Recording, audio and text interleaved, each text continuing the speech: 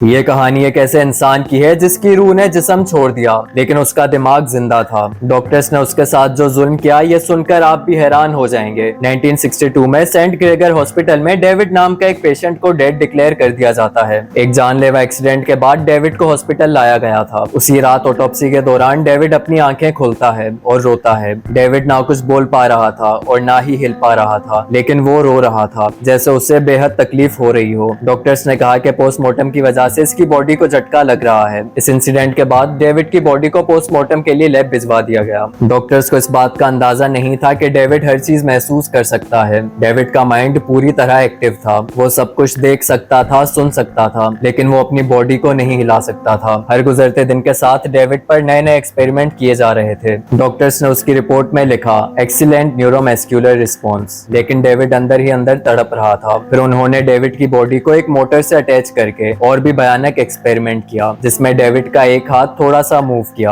और उसकी आंखों पर जब लाइट मारी गई तो उसकी आंखों ने भी रिएक्ट किया। एक रिसर्चर ने बाकी डॉक्टर्स से कहा कि शायद इसके अंदर कोई चीज अब भी काम कर रही है। एक टेस्ट में उसके सर पर हेडफोन्स लगा दिए गए और लैटिन लैंग्वेज में उसे कुछ सेंटेंसेस सुनाए गए। डेविड उन्हें सुनता है और फिर लैब में स्पार्किंग शुरू हो जाती है। इस बार डेविड अपना पूरा जबड़ा खोल लेता है। इसी दौरान कंट्रोल रूम में लगे सारे ही मॉनिटर्स एक्सप्लोड होना शुरू हो जाते हैं। उस एक्सपेरिमेंट में आखिरी चीज जो रिकॉर्ड हुई वो डेविड की आवाज थी। वो कह रहा था, आवाज बंद करो। साथ ही डेविड ने कहा, तुमने मुझे यहाँ कैद किया, लेकिन अब से मैं तुम्हारे साथ रहूंगा। उसी वक्त पूरे हॉस्पिटल की लाइट्स फ्लिकर करती हैं और डेविड की बॉडी भी गायब हो जाती है। कुछ घंटों बाद 3 डॉक्टर्स जिन्होंने डेविड पर एक्सपेरिमेंट किया था, उनकी आंखें किसी ने जला दी थी। डेविड जिस लैब में था उसकी विंडो पर ब्लड से एक सेंटेंस लिखा हुआ था, मैं सब महसूस कर सकता था।